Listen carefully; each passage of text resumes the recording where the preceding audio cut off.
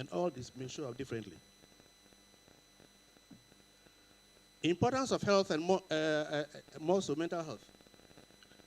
I was happy when Dr. Kwakwe, the chairman, was, and also Honorable Dr. Lecha, was emphasizing on the importance of mental health.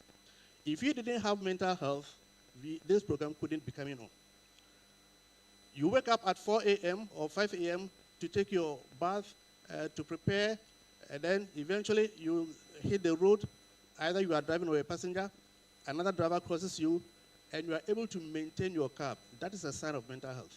If you didn't have, you would have broken down, you would have gone into a road rage, and probably even gotten down and go to fighting. That would be a sign of mental illness. So for us to have all this health and be sitting here to be conversing, that's a sign that we have mental health. And the brain, we know, is a center and the mind is the most crucial component of the brain, the most crucial aspect of the brain. And so the mind is the most important aspect, not only of the human body, but of creation, because the human being is really center of our universe, and this is our known universe. Now, Sustainable Development Goals underlies the importance of mental health. In 2015, more than 150 leaders and heads of member states of the United Nations met at a Sustainable Development Summit to elaborate on Agenda 2030 for SDGs. And this includes 17 SDGs, Sustainable Development Goals, for a new economic model to preserve our planet and its inhabitants. Mental health is relevant to all the 17 SDGs, and is explicitly mentioned under Goal 3. So under Goal 3, it talks about good health and well-being. And we know there is no health without mental health.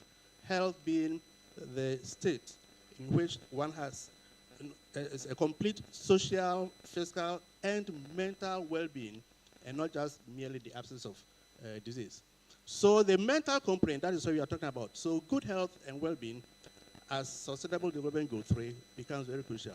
And this shows that the UN and WHO both recognize the importance of mental health. Goal 3.4 says by 2030, we want to reduce by 1/3 premature mortality from non-communicable disease through prevention and treatment, and mental health and well-being. So specifically mentioned mental health. Goal 3.5 talks about reducing narcotic drug abuse and harmful use of alcohol. So again, mental health. Then 2013-2020, WHO Comprehensive Mental Health Action Plan. So again, a lot of emphasis on mental health. So by the SDG, the UN recognizes the importance of mental health to development. Without mental health, we can't be productive, we can't develop, and we can't move. So much about mental health and liberty. Freedom from slavery and torture. Freedom of opinion and expression. The right to work and education, and the right to health, and many more. Now, the foundations of human rights are in the United Nations Charter of 1945 and the Universal Declaration of Human Rights of 1948. And the right to health is embedded in Article 25 of the UN Declaration of Human Rights. And that talks about the right to highest living standard, which was expanded in 1960s to cover various aspects of health and determinants of health. Now, human rights are interdependent, indivisible, and interrelated. Interdependent in the sense that the right to education also means the right to life, the right to life, the right to health. These are interrelated. Violating the right to health may often impair the enjoyment of other human rights, such as the right to life, to education, and vice versa. Universal human rights, universal means the rights are valid anywhere, anytime, across the lifespan, and across gender. So it's not like we give you your right today, tomorrow you don't have the right. Universal over time. It's not like it's valid in Canada, but it's not valid in Ghana. Universal. These fundamental human rights of mental health are captured in the document UN Convention on the Rights of Persons with Disabilities, CRPD. By mental health being universal human rights, you mean the right to access human-centered quality right-based mental health care free from shackles, free from prejudice and stigma, and care free from policymakers and politicians denying mental health services of adequate resources. So we all have the responsibility. This chart, you may not see the details, but basically is a picture of shackles, countries where shackling goes on. What you see, the deeply colored blue, are countries where, and this is by Human Rights Watch, so they really don't study every single country. But from Human Rights Watch, so South America, a lot of shackling going on.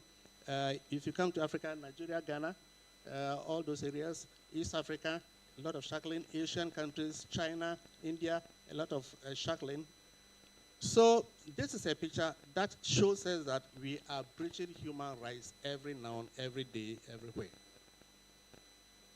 Now the basic principles of human rights also govern mental health.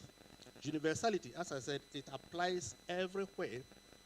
Indivisibility, you can't divide, you can't say we are giving you this portion of human rights and not the other portion. It's indivisible, you can't divide. Equality and non-discrimination. We can't, by discriminating against somebody, you are breaking, you are violating the person's human rights. And that also goes with stigma. So we don't stigmatize, we don't discriminate, otherwise you are violating their rights. And we should give them equal treatment. The same treatment that somebody at Accra Psychiatric Hospital should get as a patient in terms of the quality of his services, his meals, accommodation, everything, should be the same treatment that somebody at cardiothoracic unit at Korle Bu should receive. Otherwise, you are not being equal. Participation. Everybody should participate in the provision of his or her human rights. Let a person be part of it. Accountability, we should recognize that, yes, I should be able to say that, yes, today I had my human rights given to me. Yesterday it was submitted. I should be accountable and we should all be accountable. Empowerment, we should empower people to procure and secure human rights for themselves, to demand it. Legality, we should make appropriate laws to back it. Dignity, everybody should be given their respect as a human being and not to be shackled in chains as a dog or as a monkey. Mutual respect, we should respect everybody. That if I were in that situation, how would I wish to be treated? Now, what's the situation in Ghana? Every day we observe what is happening. Shackling, chaining, whipping patients, beating them in the name of exercising the demon in them. These are all human rights violations, and it goes on every now and then. We don't have enough resources to take care of our patients. It is actually human rights abuse by deceit. The Mental Health Act 2012, Act 846, has a whole section, section 53 to 55, covering human rights protection. So what we need to do is to fully implement this. In 2017, the Mental Health Authority banned chaining in response to the Mental Health Act. It did some good. At least we personally visited some prayer camps which had stopped. But other prayer camps still persist. And in fact, some others have converted from chaining to caging. These are issues that are of real importance. Patients are neglected and they roam the streets as vagrants. In 2016, the Mental Health Authority did a rapid assessment of vagrants countrywide, and we found 6,000 patients on the streets, nowhere to live. And this was only just a rapid assessment, so a detailed assessment, I'm sure, would show more. And that was 2016. So 7 years down the line, we need to do, and I'm sure probably we could well be hitting some 20,000, given the rise in our population and the worsening condition of our human mental health. Human Rights Watch of 2012 said to be mentally ill in Ghana is like death sentence because of the chaining, the shackling that we have. UN Rapporteur on Torture gave its report on Ghana in 2013 and also noted the same shackling. Mind Freedom, NGOs, human mental health in Ghana, report, which they launched just about 2 weeks ago. And they noted shackling, inadequate resources, stigma, and lack of adequate implementation of the Mental Health Act. And these are real issues which border on abuses of human rights. State abuse, failure to implement the Mental Health Levy called for in the Mental Health Act 2012, Act 846, is state-sponsored abuse of the human rights of persons with mental illness. Because the Mental Health Act, which was not drawn by us, drawn by Parliament and by government, says we should establish a levy to take care of patients. And for 11 years, it's not been established. We are engaged in state-sponsored human rights abuse. Inadequate access to mental health care does not promote universal human rights fulfillment. Inadequate human and financial resources, inadequate spread of our limited human resources. Good news that now we have about 70 psychiatrists, much better than it used to be some 10, 12 years ago when we had just about 10. But the bad news is that most of these, and most of us are in Accra, Kumasi, a few peoples who, out of the 16 regions, maybe only 4, and that certainly is not good enough. We need to find a way of spreading ourselves to ensure adequate coverage. So in conclusion and way forward, we all have the responsibility to protect, promote, and fulfill the rights of everybody, and particularly persons with mental illness, to enjoy their mental health. Mental Health Authority needs to step up its monitoring mechanisms, like visiting committees, mental health review tribunal, so that we can police these human rights issues. We need to enforce and police the ban on shackling. We need to monitor activities of prayer camps to ensure that there are no human rights abuses. Policymakers must set up the mental health levy called for by the Mental Health Act. So, Honorable, it's an appeal to you also to take it up further so that we can have this levy established.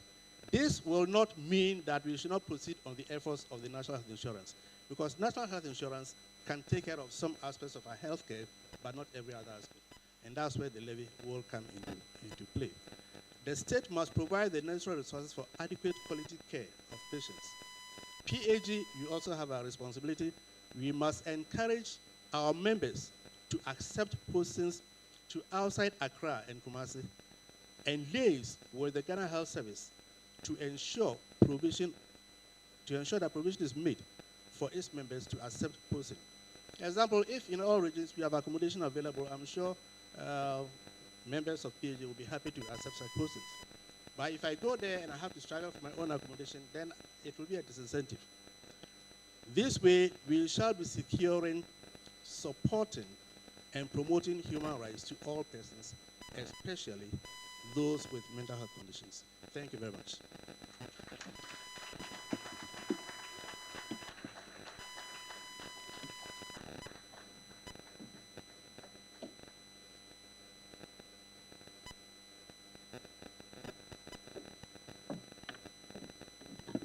Thank you very much, Professor. Can we have another round of applause for him?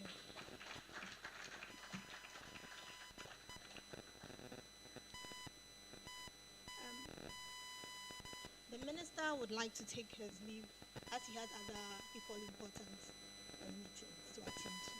Thank you very much, sir, for honoring this invitation.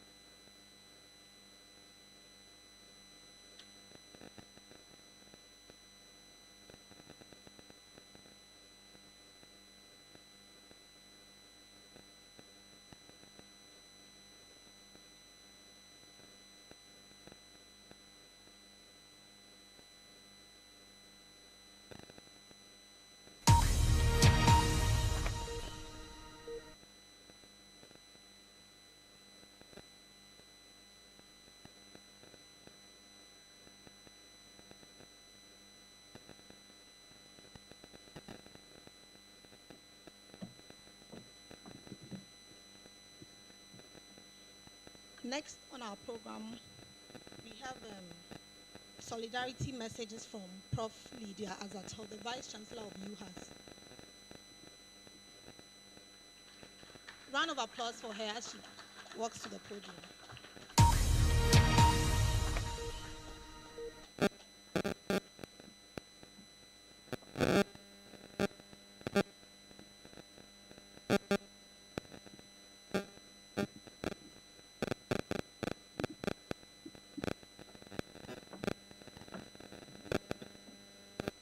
Good morning.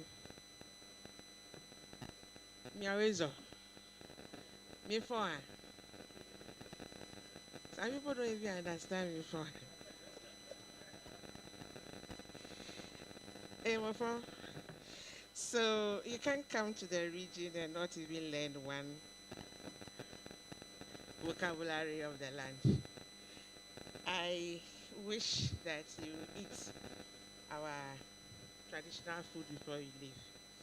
If you don't eat akple, eat tilapia. Tilapia comes from this region, so not, the Accra one is not proper. The one here is the proper one. Or you eat abolo before you leave. Anyway, I'm glad that I am here. I'm glad that you came to Ho and to Water Serene. I'm glad that you came in your numbers.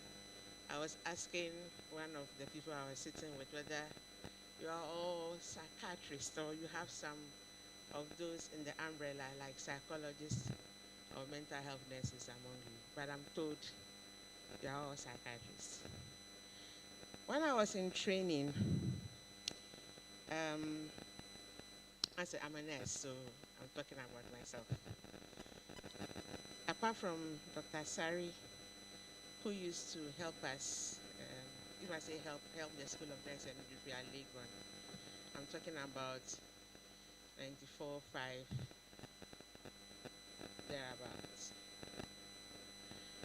And then, as a young nurse, Professor Osei came to the Accra Psychiatric Hospital. He was very handsome, so, I mean, he's still handsome. So, you know, I'm just saying what I know. From Fasari, you know the beard, those days, I mean, I'm talking about those days. Then Prof.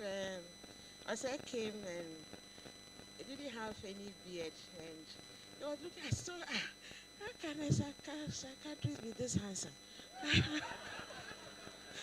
Why did he come? You know, so there was a lot of, rumor, gossip, already, I mean. It took many years to get the number like this. When I saw the number, I was really impressed that the number of people who are interested in the mental health of our own, their numbers are increasing. And I'm very, very happy about that. I'm also happy that overall, on a scale of 0 to 10, the commitment to mental health through the efforts of people like you and your seniors. If I say seniors, everybody knows Professor and Professor. They moved a lot of mountains to get this achieved.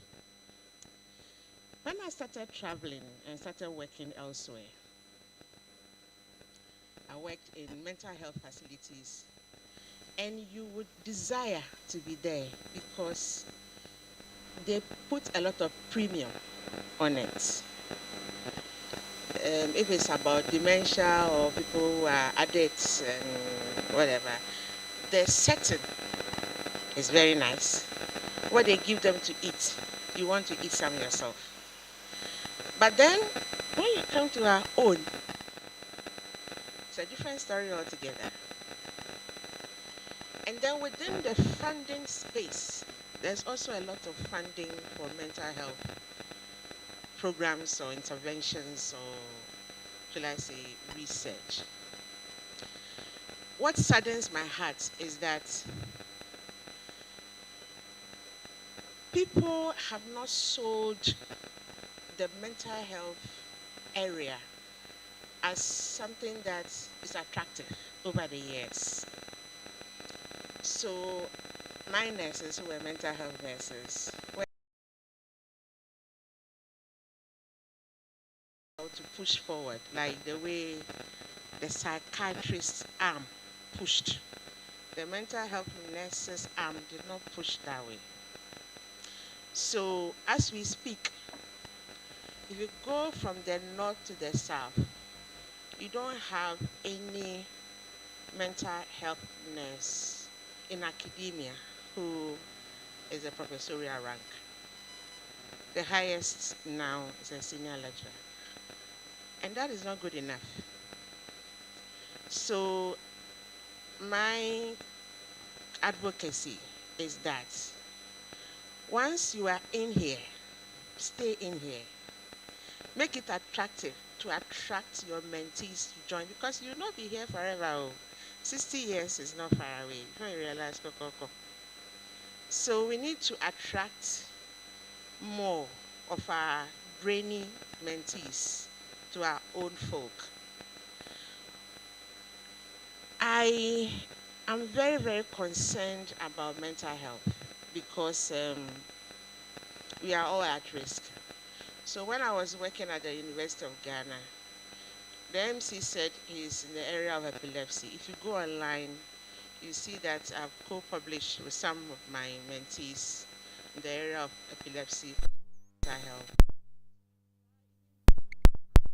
Yes, I try to at least supervise somebody who is interested in mental health so that I can have faculty and feel the person is able to do PhD. Then with time, that arm will also develop. We must make conscious efforts to advocate for people, to seek funding for people, scholarship for people, to go into mental health because we need them. Now, because I'm a Vice Chancellor of University of Health and Life Sciences, I want to now move from a school person. I want to go to my, my work now. We are the only university dedicated to train health professionals. And so, as we speak, mental health programs are hidden. So, if I say hidden, go to the medical school, there's a mental health component, but you don't come out with a mental health specific certification. School of Nursing and Midwifery, they've just started a mental health nursing program yet, but we don't even have the faculties. One and a half, one has gone on study leave. There's only one on the ground right now who is also retiring very soon. School of Public Health, they have something, Kintampo, mental health people top up, something like that.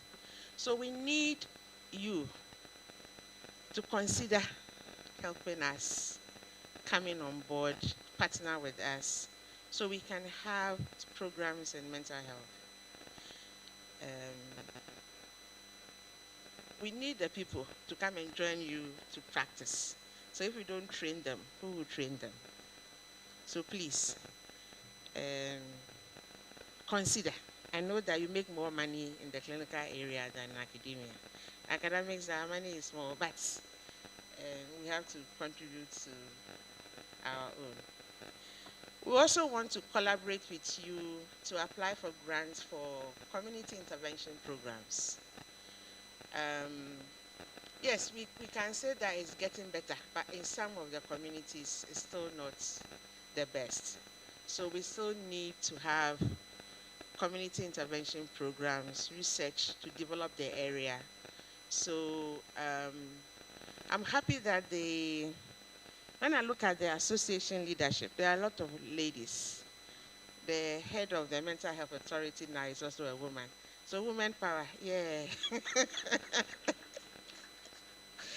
So we care, women are carers traditionally. So I want to throw out that we are very, very willing as a university to partner with the association, with the authority, with individuals, with hospitals that you work in, so that we can train the future generation of mental health specialists or mental health carers. If I say carers, can be the psychologists, can be the nurses, can be anybody. So welcome to the region.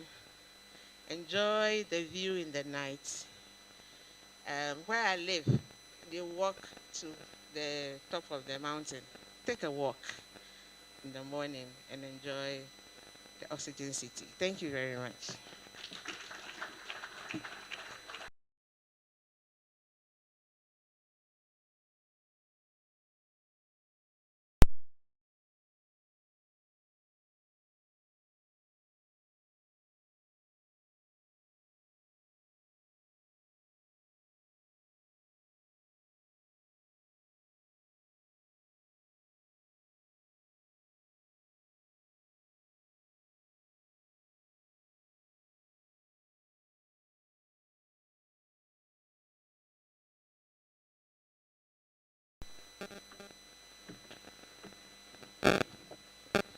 Thank you very much. A very good morning to all of us. Chairman, Dr. Ernest Kwaku, President, Psychiatrists Association of Ghana. Both of them happen to be my good seniors and mentors. So I'm surely in the right place. I stand on behalf of the Regional Director of Health Service, Dr. Chrysanthus Kubio, to wish all of you well and to welcome you to the Volta region.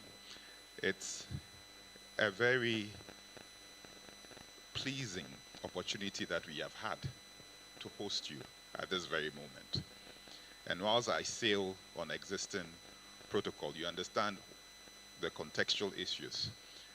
Why I said sail, because I'm sure that most of you coming to the Volta region would have understood that areas had been flooded. Our regional director would have really wished to be here at this moment. But for the same purpose, why the regional minister left, he had to go ahead to the flooded areas to prepare the grounds for the regional minister to come and meet him over there. But in our engagements over the past couple of weeks, what has been very important and what has been emphasized has been the role that psychiatrists play in our country. And what has been evident as well has been the improved understanding of the service that we render. People now understand that it's a wide spectrum. On our tour with the Director General of the Ghana Health Service just a couple of days ago, and we're also privileged to have the Technical Director Mental Health Authority with us, Dr. Nanaya Brown. The community members themselves who had been displaced told us that one of the key needs at the point was psychiatrists, clinical psychologists who could come to their aid because they were in grave difficulty so far as mental health was concerned. So the Director General at the moment also made an appeal to the Psychiatric Association through the Mental Health Authority and Ghana Health.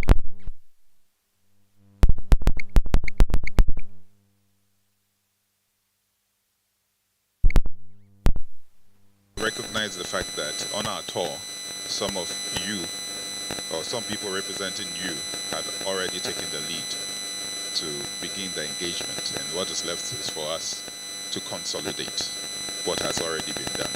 So I'll take this opportunity, and on behalf of my regional director, to thank you all for the support that we have received from you thus far within this critical period in the life of the region.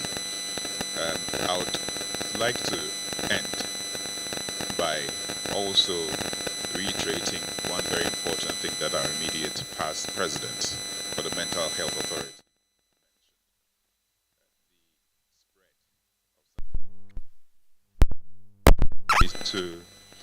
we are not even going to talk about peripheral areas within the country, at least within important zones within the various regions and within our country. In the Volta region, for instance, Dr. Eugene Dodoi and his colleagues are stationed mainly in the teaching hospital. And we will interest you to know that Volta region, being the longest region, do not have psychiatrists either at the northern pole or the southern pole. So that tells you the kind of pressure that Dr. Eugene Dodoi and his colleagues are under, so far as provision of psychiatric services in the region. So we'll continue to plead, like Oliver Twist, although we have made tremendous progress over the past decades, would plead that more investments are made in that area, so that we are able to get the equitable distribution of specialty areas like psychiatry to all parts of the country. So on that note, let me thank all of you once again and wish you well over the next couple of days of deliberation. God bless us all. Thank you very much.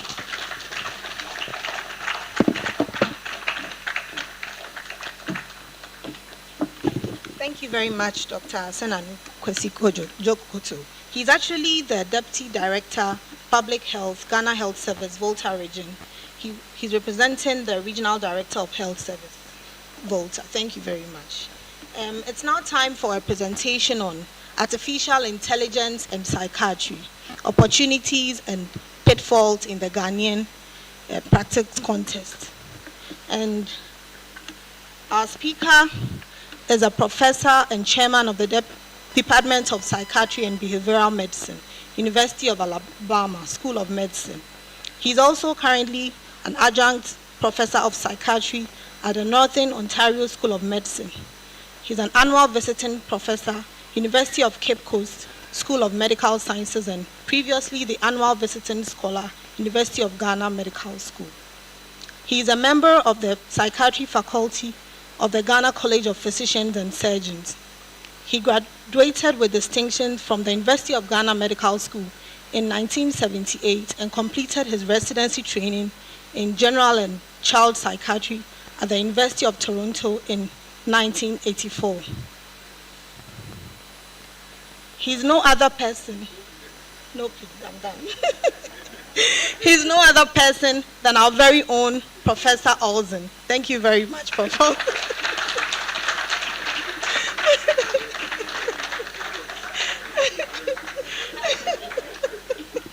Thank you, sir.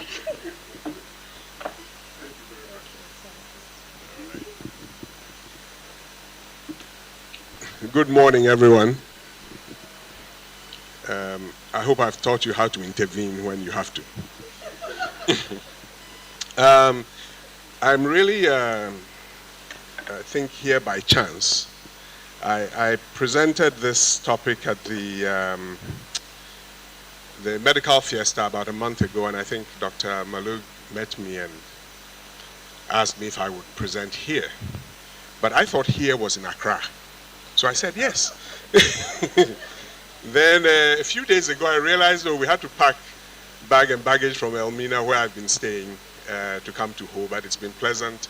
And for me, as it is for many in my generation, Professor Sari, Dr. Osei, Professor Hine, it's nice to actually now have a community of psychiatrists and not just a handful of people who have known each other for a very long time.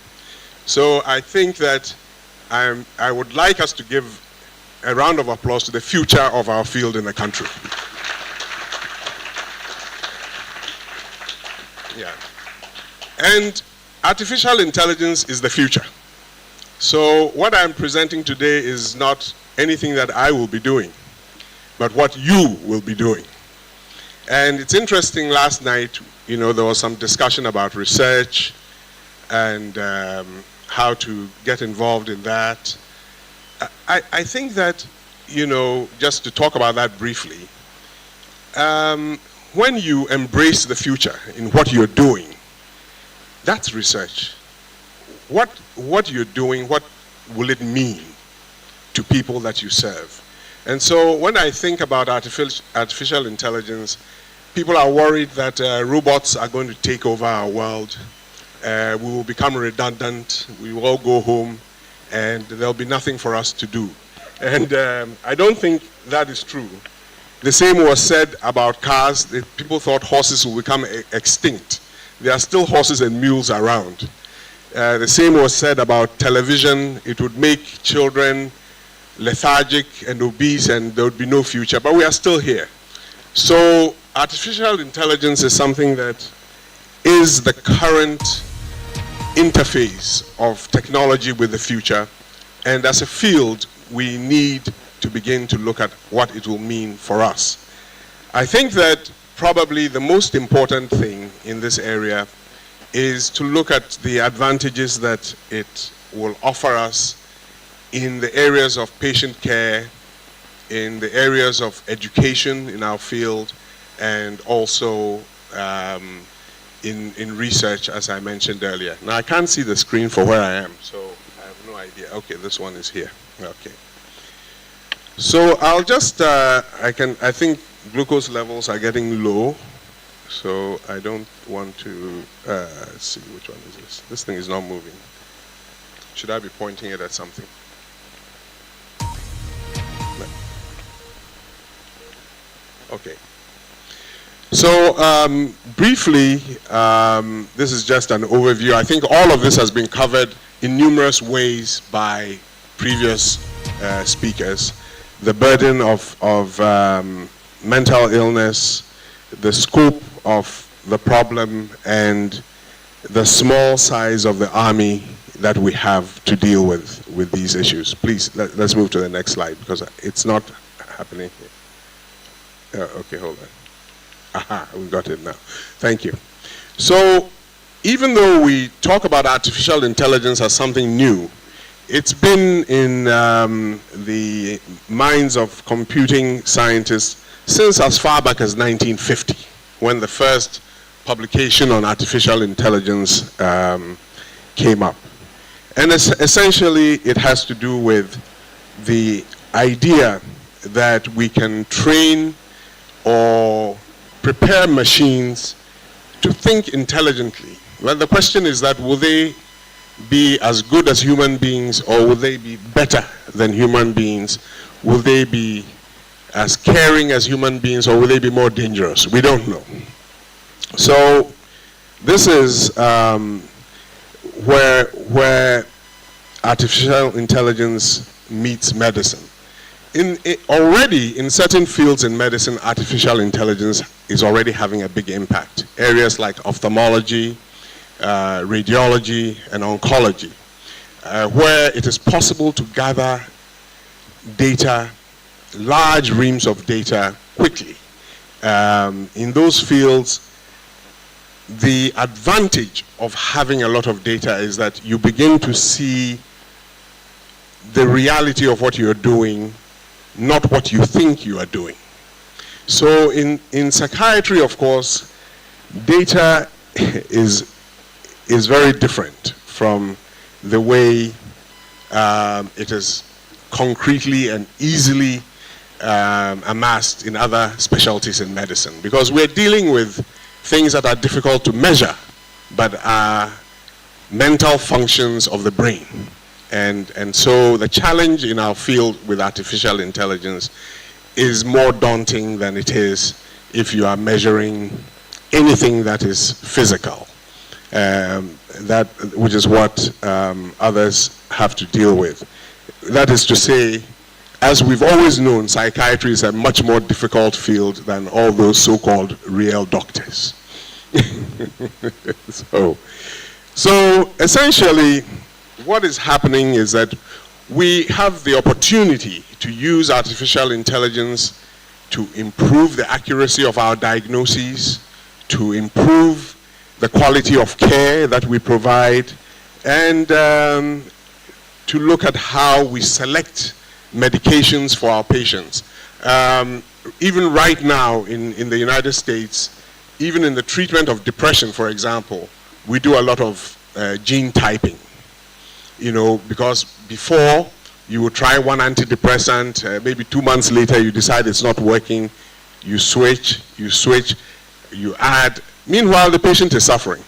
Now we run a genetic test which tells us right away which of the antidepressants is this person most likely to respond to. Which ones are they least likely to respond to? So we are already on the verge of the future being in the present. So this is an exciting period, and we will be able to do maybe a whole lot more than we have previously. In the interest of time, I want us to look at what we have learned from artificial intelligence in our field. Right now, there are a number of areas. Social media is a place where you get a lot of information about what people are thinking and what they are saying. So instead of looking at it simply as a conversational playground, a number of researchers have begun to collect data with consent, of course, from individuals on their social media postings.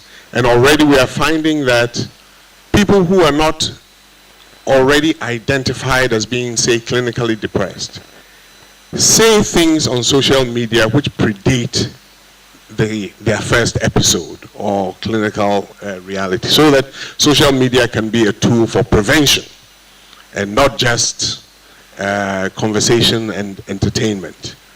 Also, the kind of vocabulary that some people use has already been identified as being an indication for oncoming psychosis. Now, if you're collecting millions and millions of pieces of data, you begin to see trends like this. If you have a small n, you don't begin to see it. So big data is really going to affect how we see things. The other dimension, of course, are robots. And there are a number of robots already being used in psychiatry in different areas, and I'll elaborate a little bit on that as we go on.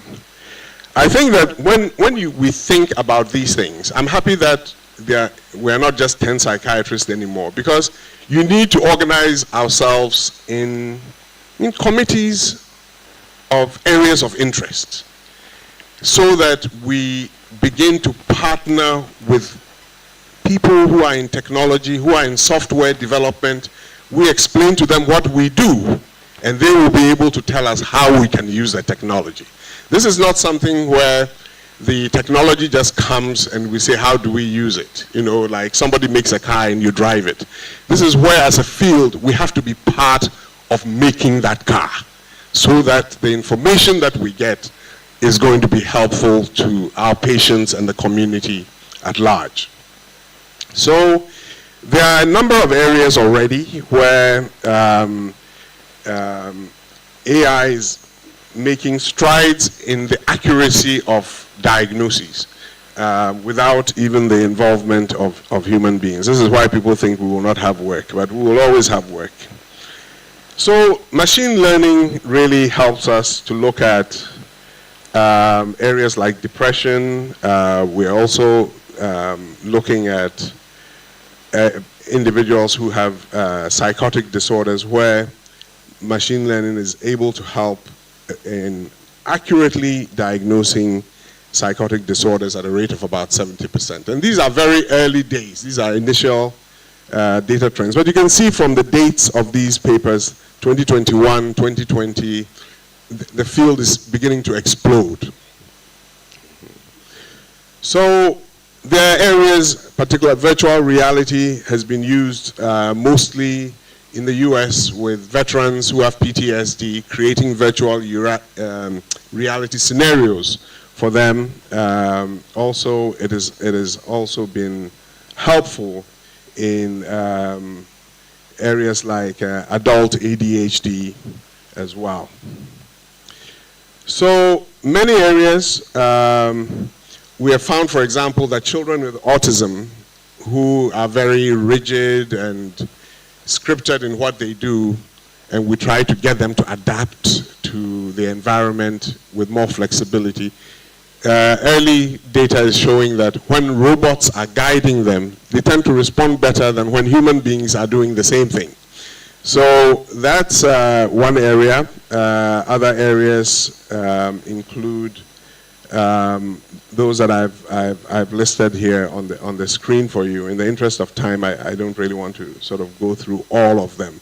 But the whole idea is that Robots are helping in the treatment of individuals with dementia, helping them organize their days and things like this. And when we say robots, you'll think that these are expensive, but a robot can actually be a device that is just talking to a person, just like Siri. Siri is a robot, you know. So that's why I say that we have a responsibility to begin to engage with technical people to help us find simple AI tools that will work here in our community. We don't have to go and import technology. We can use our own resources and our own technology.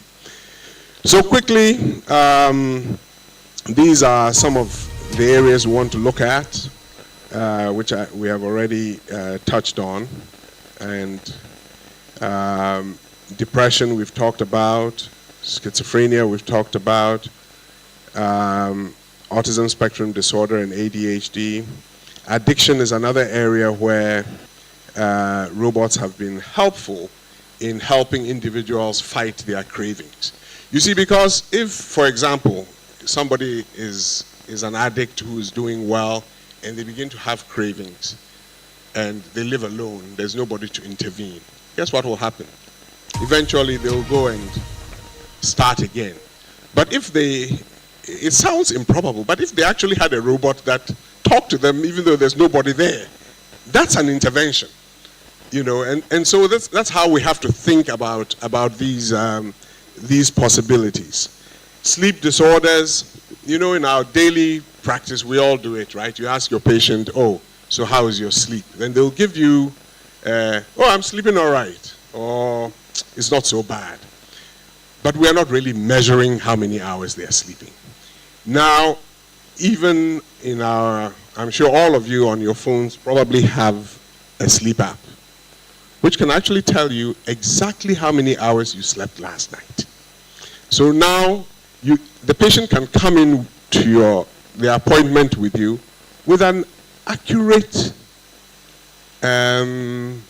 submission on their sleep for the last 30 days because they have it on an app. It's not going to be, oh, it's not so good, or it's okay. No, that's not information. It just doesn't do it. So the technology should be seen as helping us have improved practice. Yes, and in Alzheimer's disease, again, that is an area where there is a great potential in helping individuals who are losing their memory organize themselves. So there are a whole lot of areas. One thing that I just remembered is that when we think about suicide, which is one of the things we talked about, 1 million people or more ending their lives with suicide. And we all in practice every day often see people who are suicidal. And we generally will ask questions about the suicidal thoughts, intensity, frequency, you know, those kinds of things to make an assessment of safety for the person. What big data is beginning to show is that while those things are important, big data is actually showing that the patient's belief about what suicide means is actually more critical than the things that we have generally been looking at. So as more data comes in, we'll be able to guide our practices better in a more evidence-based way. So there are a few things to look at. We've already talked about some of the advantages, and maybe the greatest disadvantages have to do with issues around bias, issues around you know, the decision-making processes in AI, and also privacy of data, because as you collect more data, the more likely you are to have breaches of data and breaches of the security of people's private and personal information. So, a few things to look at, which we have talked about already. AI can maybe help with patients' self-awareness of symptoms of mental illness. One of the things that has also been touched on is that many psychiatric conditions have somatic components. So sometimes a patient who is getting depressed, for example, the simplest example would be they begin to have low energy, begin to have fatigue, and that is seen as a primary care concern. Maybe it's anemia, maybe it's this or that, but we know better, and we know that depression is starting. So AI is going to be helpful in those kinds of areas. Social stigma we've talked about. Some people will still have situations where depression, autism, where there's a preference for avoidance of human contact, but technology might actually help patients begin to express themselves or provide information about their illness state. So also lack of resources, which is a Ghanaian paper there, and treating of depression, predicting suicide, which I've talked about, and healthcare practitioner bias. I mean, we struggle with human beings, we're always biased, and we wonder if technology will take some of that bias out of our decision making. So in our own situation, we have to start where we are. First is quality of data. And I think this summer I was working with Dr. Cranting, are you here somewhere? Anyway, in Ankafo. And we and a few others. And I was gratified to see that there was actually an electronic health record that we were using now, which is portable for patients. So that's a great improvement, and that's the beginning. I think one area where we probably could do more is telepsychiatry. Now that I think in my dreams, now that there are many people, maybe a telepsychiatry task force can be put together of these energetic young people, so that even though we can't always say we are waiting for people to go somewhere, we have the technology to provide access to care for people without actually being there. It's being done everywhere in the world, and I think we should be able to do that now. We are always waiting, but as we wait, modern tools are available so that patients are still able to get the care that they need. So I think, I will leave it there, and I don't know what the plan is, whether we will have questions or discussion, but I just wanted to at least provide some provocation of thought so that we begin to look at how we can embrace this bus which is leaving the station. Whether we like it or not, artificial intelligence is going to affect the way that we practice. So I thank you very much for this opportunity to speak with you this morning.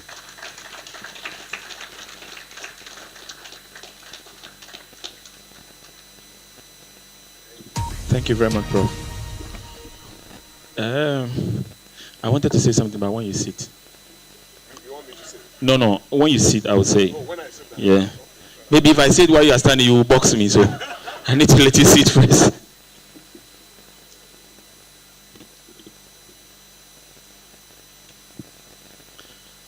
You see, looking at you, I'm just praying I hit your age and pass. And I want to look as young as you are at your age. Please, let's give it up for him. Let's give it up for him. That's a wonderful presentation. So we've been sitting for a while. It is now time for us to stretch. And then our snack is ready. Our snack is ready at the Terrans. Just when we step out, the next floor. Let's move to the next floor, and we can easily locate it there. So please, we have 20 minutes. Any balance is 5 minutes. So in the next 20 minutes, we should be ready to be back here so we continue with the rest of the item on our program. Thank you very much.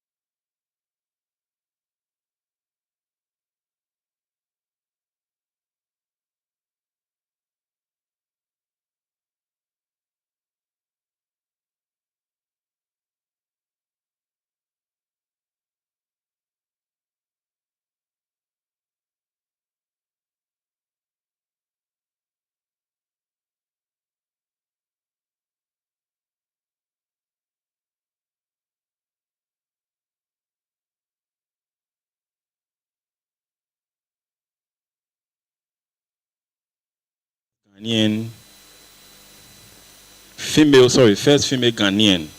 first female Ghanaian trained by the Ghana College of Physicians and Surgeons. And she's currently the CEO of Mental Health Authority. Outside her official duties, she has championed in so many years the right and welfare of persons who are living with mental health issues, especially children and youth. She's married with a daughter, and she loves reading novels at her leisure time. Ladies and gentlemen, she needs no further introduction. With a round of applause, please, let's welcome. Oh, this one, I'm not feeling it. Prof. Apau. You're welcome, ma.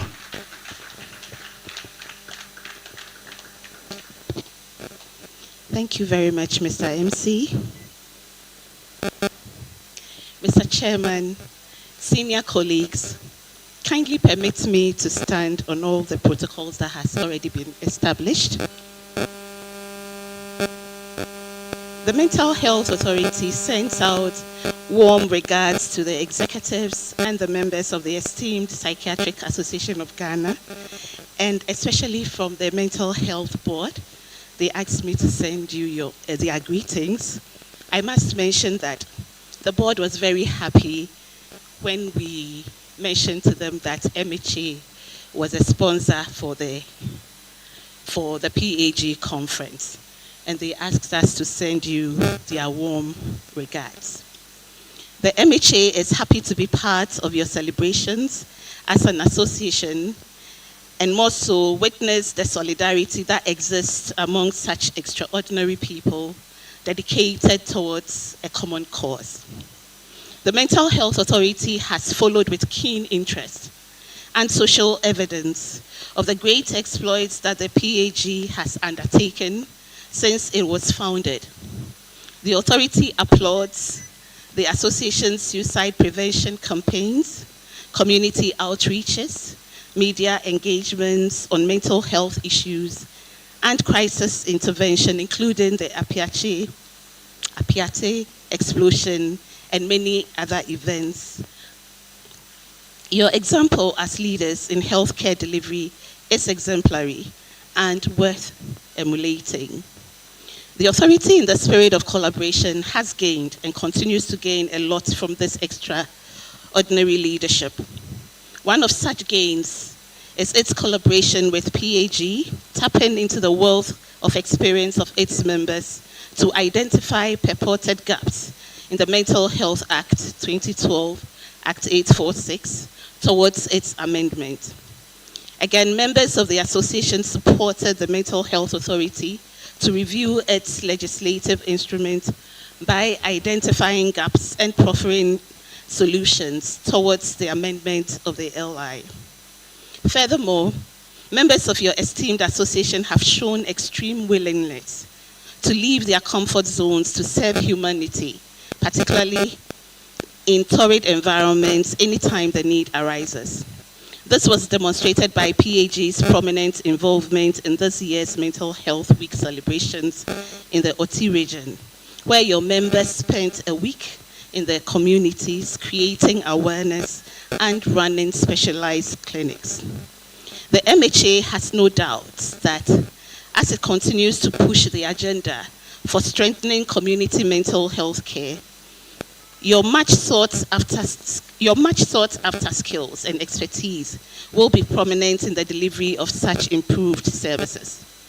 The MHA would like to assure you of our continuous willingness to collaborate and partner with the Psychiatric Association of Ghana and its members to bring mental health care and well-being to the doorsteps of all Ghanaians to promote national development.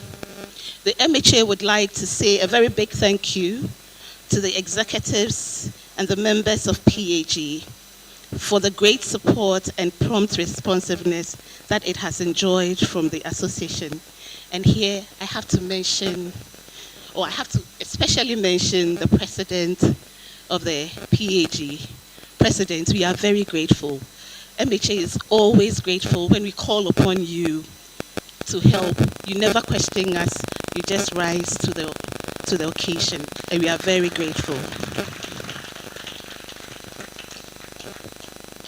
Again, we would like to say congratulations to the outgoing executive body for their selfless contribution and great dedication to the association. God bless you all. Long live PAG, long live MHA, long live Ghana. Thank you very much.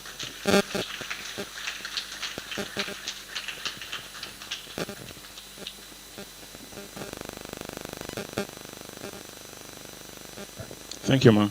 Please, a round of applause. At this point, we're going to hear one solidarity message from Unichem. Please, if you are here, if the rep is here, you can please join me upstage. Unichem, please, you are here.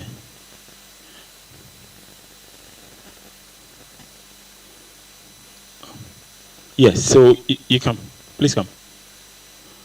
Please give him some vim. Give him some vim. Exactly. Yes, you see when you started clapping, his walking has changed. No, please increase it for me. Increase it. All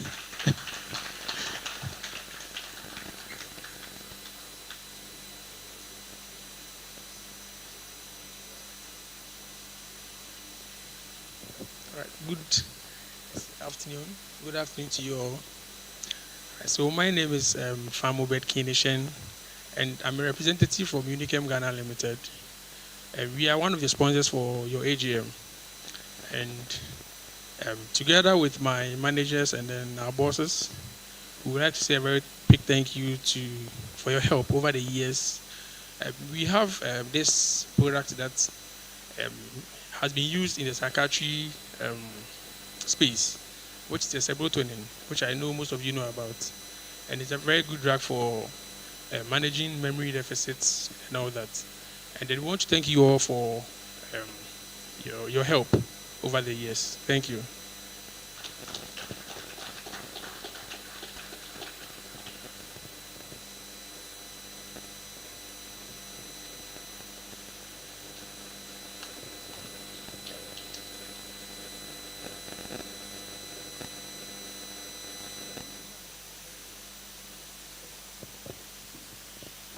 Unichem is actually our sponsor for the bags.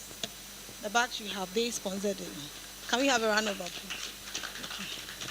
We'd like to thank our other sponsors. We have Janssen, Mental Health Authority, Spectra Care, Walter Ritter, and Novartis, as well as Grayson Pharmacy and Elim Pharmacy. Thank you very much, our sponsors, for today. Next on the program is the oral scientific presentation by PAG members. We're going to have 10 minutes per presenter.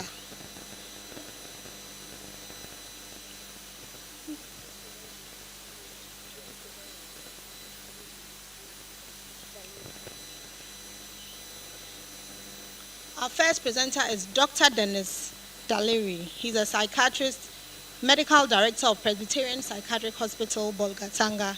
He's married and he's presenting on exploring the experiences of mental health nurses in the management of schizophrenia in the Upper East region of Ghana, a qualitative study. Can we have a round of applause for him, please?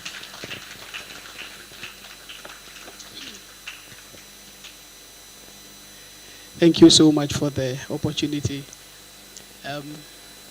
Standing on previous protocols established, I guess this is the first time I stand before my teachers, and they are not supposed to probably be having a marking scheme and marking, and very, very interesting. Okay, so I had an experience, and like the MC said, I work in Bolga, and then I received a referral from one of the hospitals. And the person who was referred is a lawyer. He told me his football age, he was 65, but actually he's 82, So he had presented to this hospital where he actually met the mental health nurses. And then with complaints of, he said that anytime he opened his books to read, he sees the words moving. He sees the words moving. But there is an old man who uses spectacles. So someone had diagnosed him of schizophrenia and started him on risperidone and amitriptyline. So 3 months down the line, there was no improvement. So he goes back there and tells them, look, if I think I'm tired. I want to retire. So give me a letter which I can present to the CJ, Chief Justice, so I can retire. Then he's now referred to me. So I saw the old Esquire. I said, senior citizen, when was the last time you checked your goggles? Then he said, oh, he's been using these ones for like the past 20 years. So I said, you hold on with the medicines, just go to the eye clinic, get your eyes checked, after which we can talk. Then he calls me about a week later, and he said, oh, now I'm fine, I can work. I don't need the drugs anymore. They changed my spectacles and everything is fine. So pursuant to that, we realized that there were a lot of challenges our staff, our other colleagues on the other side faced as far as managing schizophrenia in particular is concerned. Even though ideally, for most of us, we will see its diagnosis to be a very simple one. But there are a lot of our other colleagues who are probably in the majority. In Upper East, I'm the only psychiatrist. So most of the cases are managed by these people. So we decided to see what their experiences are like. Try to find out the challenges they experience, and that's why we arrive at this work. All right, so, and that's a team.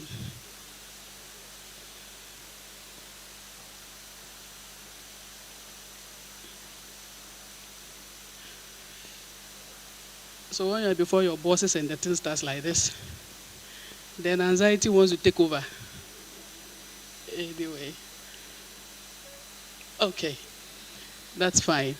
So we are saying that, as we all know, schizophrenia is a long-term and it's a complicated mental health condition, which presents with a variety of management-related difficulties. Even in the best of hands, we still have a lot of challenges, you know. Then, we all know it to be a lifelong condition, and most of the time, there's poor adherence to the treatment regimen. So as a chronic condition, and to the extent that it's lifelong, our mental health nurses play a very key role in helping in the management of this condition. Now, the management of schizophrenia, as you know, requires a biopsychosocial approach, you know. And then this approach is actually affected by various factors, individual factors, the practitioner, the patient, interpersonal factors, you know, related to their family support, that the support the family gives, organizational challenges, and also other challenges even at other levels. Okay. Yeah, thank you. Now, we know that in Ghana, schizophrenia is one of the commonest conditions mostly diagnosed. I mean, when people are struggling, they don't know what to do, they'll just say schizophrenia, and they go away. So, and then we also know about the treatment gap, which is about 90%, okay. And with the intervention of MHGAP, using the MHGAP toolkit to train more people, I mean, we seem to be making some progress though. Now, in this quest to be able to fill in the gap, we realize our mental health nurses come in handy. They are those most readily available to help with this. Like I said earlier, in Upper East, we have a population of about 1.2 million with one psychiatrist. So 1 is to 1.2 million, I guess. And then, so most of our patients are being seen by these mental health nurses. A reason why we need to find out what their experiences and challenges are. Also, DIMS2, the district health information management systems actually show that schizophrenia in Upper East is the commonest diagnosed condition. It's not the commonest diagnosed condition. So we sought to identify what challenges they encounter as they manage this particular condition. Yeah, so we intended to provide evidence to inform policy in fixing the difficulties these practitioners face as they manage these conditions. Please. Yes. So we used a descriptive phenomenology design for the study, where we used we conducted individual in-depth interviews amongst 18 purposively sampled nurses from all the region. There are actually 15 districts, so we covered all the districts in the region. And then using a semi-structured interview guide, we recorded their responses or their interviews, and they were transcribed verbatim, analyzed thematically using Colysis approach. Yes. Now, we applied Lincoln and Guber's criteria to ensure trustworthiness of the data we were collecting. We had received ethical approval from KNUST. Now, for our results, the modal age was 33 to 40. Okay. Most of the participants were males, just slightly more than the females. And then they had been working for a modal duration of about a range of 6 to 10 years. And the majority of them had diploma. Most of the participants worked in hospitals, with a few of them in health centers. Now, 5 themes emerged under individual we have individual factors, interpersonal factors, organizational factors, and the community and policy level factors. So these were the sub-themes. Under individual factors, participants thought that the condition at which patients with schizophrenia presented made it sometimes very challenging for them to be able to manage them. They also talked about side effects that the patients experienced on the medications. Or they said that the side effects also made it challenging for them to manage such cases. They also mentioned poor adherence and poor insight. And then they themselves, the practitioners, they had inadequate knowledge. Their knowledge levels were inadequate. And that was also challenging for them. At the interpersonal level, they reported that there was lack of mutual respect and trust between the practitioners and the clients they see. There was also lack of cooperation, which is from the family side, and then also poor communication. Sometimes they say it was very difficult to communicate with the patient, which probably might also affect how they will be able to understand each other and therefore the management. At the organizational level, as in the facilities levels where they practice, they mentioned that inadequate logistics and funds. And I think this is a mantra. I mean, it's been recited all over the place, They talked about inadequate infrastructure, unavailability of psychotropics, and then inadequate staffing. Then they also talked about, this one was quite particular, there's a high cost of admission, because for most of them, when they had to refer patients for admissions, they said that it was very expensive, which also made it very difficult for them. And I think Prof had mentioned it when he did his, Professor, when he did his presentation. At the community level, there was ignorance. They mentioned that because they said that people, sometimes community members would tell somebody to even stop taking our medications and resort to traditional healers and all that. They thought that our medications were not as effective. Then they talked about stigmatization, which is also a mantra we are all aware of. Then they talk about lack of social, which is just like the lack of cooperation earlier, and their cultural beliefs. The Upper East region, well, fairly still not as sophisticated. And so we still believe in a lot of, traditional stuff. And I guess it's not better even in the supposed developed city. So thank God it has been outlawed. Then also at that level, they talk about poor implementation of existing laws. The Mental Health Act specifically says mental health service is supposed to be free. But they say the reality is that it's not free. It's not as free as we say it is. So they said that is also a challenge that they face. And also the fact that mental health services are not on the National Health Insurance, and that's what I guess boss is laughing over. They said because it's not on the National Health Insurance scheme, also makes it very difficult because affordability becomes a challenge. Please skip for me. So these are just some of the quotations. In terms of the inadequate knowledge, some of them said that arriving at appropriate diagnosis becomes a problem because history taking is sometimes very difficult for them. History taking can be very difficult for them. Then I think also at the interpersonal level, they talked about the fact that communication with the schizophrenia, poor communication with the schizophrenia clients and their significant others makes the management very difficult. So these are some of the quotations we got. Please go to the next one. At the organizational level, like I mentioned, they talked about the high cost of admissions. High cost of admission processes makes patients who require admission very difficult to manage because they are not able to afford it, Cultural beliefs. They say most of the times you will prescribe medication for a patient, but relatives convince the patient to stop and rather take herbal medicines, which is also a challenge. Now with the policy, they talk about the rights of patients. This one was very significant. They said that the issues of rights, and they said that because we cannot force treatment on any individual as per our training in quality rights, then it means that if the patient has a right to refuse treatment. Hence, an acutely ill who refuses treatment becomes very difficult to manage. They find that too as a challenge for them. So basically, our findings have been corroborated by several other studies. I guess for the purpose of time, I will not be able to go through all of them. Go down. And then, like we're saying, the patient's right, according to the patient's right to refuse treatment, puts the practitioner in the dilemma of choosing between their autonomy and also seeing the patient as lacking capacity to decide. And so sometimes that is where this ethical dilemma becomes very difficult and challenge for them.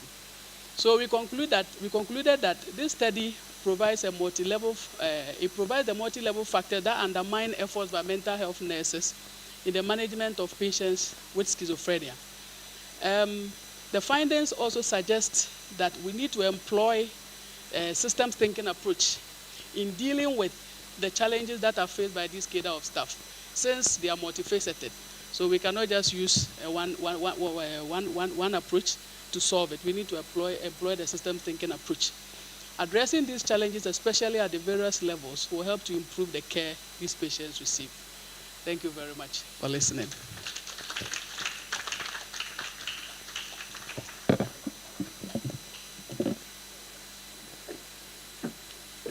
Thank you very much, Dr. Daliri. That was very insightful.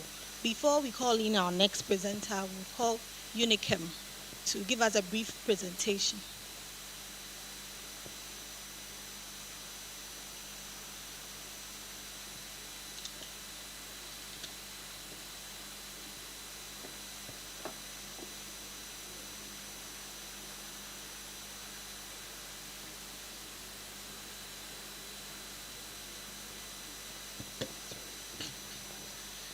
Good afternoon once again. All right, so I'm here to take you through one of our portfolios, that's serotonin. And like I said earlier, serotonin is a drug that helps with a lot of symptoms like memory enhancements and all that. So my name is Robert Kinishen, and then I'll be taking you through 3 objectives. So we have to discuss some disease conditions relevant to this product. They will highlight the efficacy and benefits of serotonin.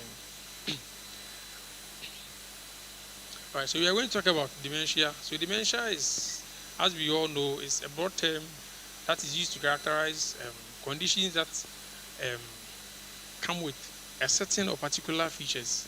And then one of the main features we are going to look at is the loss of memory in people who have these conditions. So we have Alzheimer's disease, which is also under dementia. And then one of the primary features of this disease is a memory deficit.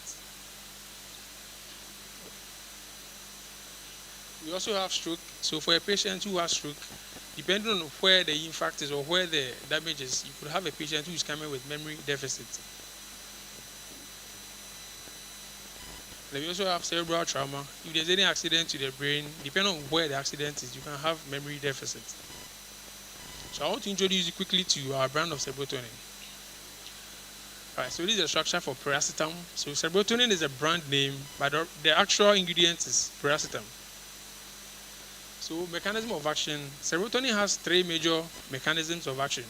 So first of all, we are going to look at the first primary function of piracetam. So what it does is that it enhances the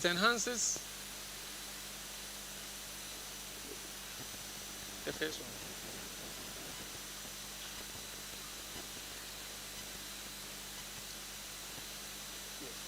So it enhances glutamate action in the brain. So what it does is it has this allosteric effect. So what it does is there is a part around the brain that it binds to, and then enhances of excitatory neurons and then inhibitory neurons. So in the brain, we have GABAergic receptors, and then we have the NMDA and then the AMPA receptors. The AMPA and NMDA are excitatory, and then the GABAergic is inhibitory. Now, there should be a balance between these two neurons. Once one arm supersedes the other, you are going to have some effect. And this explains why when you have a patient who is taking, let's say, benzodiazepines, like diazepam, they tend to have amnesia and all that because you are trying to overpower the inhibitory arm over the excitatory. So they tend to have amnesia. So serotonin helps to improve the glutamate action using the NMDA receptors. Then we also have a mechanism of action too, where it enhances the activity of cytochrome B5, which is in the mitochondria, and then helps to metabolize ATP. By so doing, it helps to improve oxygen consumption and then increases blood flow to the brain. And we have a third one. Now, serotonin also has an effect like aspirin. Now, aspirin is an antiplatelet agent. It helps to thin the blood. So once you have a patient who has, let's say, a stroke, you can add paracetamol as an adjunct therapy to help with the blood thinning. By so doing, you improve blood flow to the brain, and then you can enhance the memory and then improve other symptoms associated with the condition. So these are some of the clinical indications for serotonin. So we have cognitive or dementia, we have vertigo, dyslexia, and the adjunct treatment in DVT, where you have clots and all that. They're also in cerebral trauma and then stroke. So pharmacokinetics is mainly excreted through the renal and sometimes hepatic. And it has a half-life of 45 hours. So mostly we advise that we give it TID. And then it's 100% bioavailable. So what is once you swallow 800 milligram of paracetamol, you are sure that you are going to absorb all 800 milligram. Then these are some of the contraindications in using serotonin. Because I said it has a blood thinning effect. If you have a patient who already has something like cerebral hemorrhage, you are going to further increase the hemorrhage. And then if you also have a patient who has, let's say, ischemic stroke, where the infarct may be so weak, you could easily transform someone who has ischemic stroke into hemorrhagic. You also have the Huntington's chorea, renal impairment, less than that, you can't give it. And then in hepatic impairment, you can't give it. What I said is metabolized in the liver and then the renal. Thank you.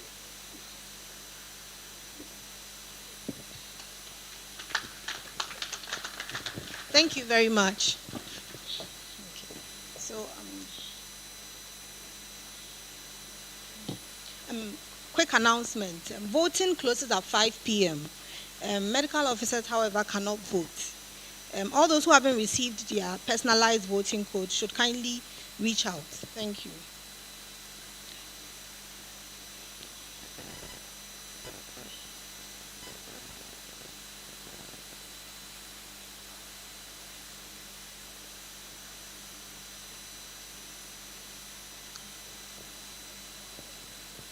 Our next presenter is Dr. Kalilu Jangni of the Kolebu Teaching Hospital. He's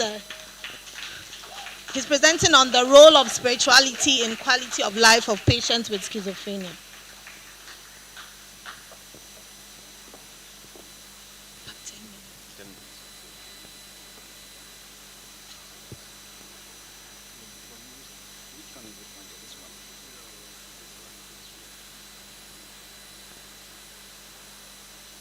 Okay, good afternoon. I'm Dr. Kalilu Jang, second year psychiatric resident in Kolebu Teaching Hospital.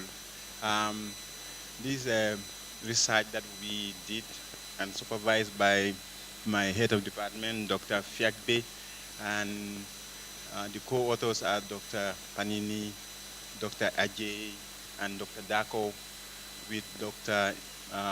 Ano. It's another case of schizophrenia, but this time we look at spirituality in schizophrenia in terms of the quality of life of those living with schizophrenia.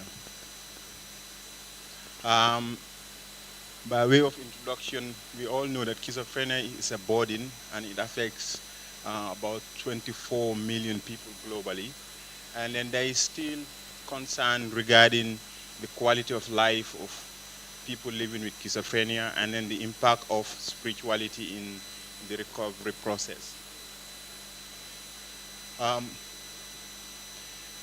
Our aim and objective of this research, the aim was to assess the role of spirituality in the quality of life of patients with schizophrenia. And then the objectives were to look at the pattern of quality of life, to look at the spirituality in the same patients, and then also to identify the predictors of poor quality of life. Sorry. Okay, this study was a bi-center study. It was done in both Korle Bu and Accra Psychiatric Hospital. And we all know that Korle Bu is a referral hospital situated in Accra, and it has 20,000 bed capacity, and it has a very small psychiatric ward of 12 beds. We call it brief assessment unit, whereby Accra Psychiatric Hospital is the oldest, and then it takes patients from within and outside of Ghana. I hope maybe some from Gambia. The study design, it was a snapshot study, which is a cross-sectional study from both hospitals. We look at patients in terms of the inclusion. We look at patients who were diagnosed with schizophrenia for the past 6 months. We look at patients who also consented. We look at patients from the age of 16 above. But we excluded those with acute psychotic symptoms. We excluded those with substance issues. We also excluded those with comorbid neurological disease. We employed the Cohen formula to get our sample size, which was 102 with a significant 5% significance, and then purposive sampling was done. We used 3 instruments, the socio-demographic questionnaire that was developed by the researcher, and then the WHO quality of life brief version, which was tested and adapted in the environment. And then it has 4 domains. That's the physical, psychological, social, and then the environmental domains. Each of them were ranked like they had a score of, the total score is 100, and those who scored less than 60 had poor performance in each domain. And then we also used the Santa Clara Strength of Religious Faith questionnaire to assess their spirituality. And then also the total score for the Santa Clara is 40, and those that has less than 20 had a poor performance in the Santa Clara. Yes, our data was put in SPSS of version 25, and then the categorical data were put into proportions and frequencies, and then the continuous data were on mean, mode, and median. And then for the quality of life, we are also presented in percentages and frequencies, and then also the level of spirituality. Then for the socio-demographic classes, we are subjected to correlation, and any significance was also further subjected to linear regression with 5% and 95% confidence interval. The research didn't go without an ethical approval. We had an ethical approval from Korle Bu Ethics and Scientific Review Committee, and then it also follows the principles of research, where we ensure that there was beneficence, non-beneficence, also EQ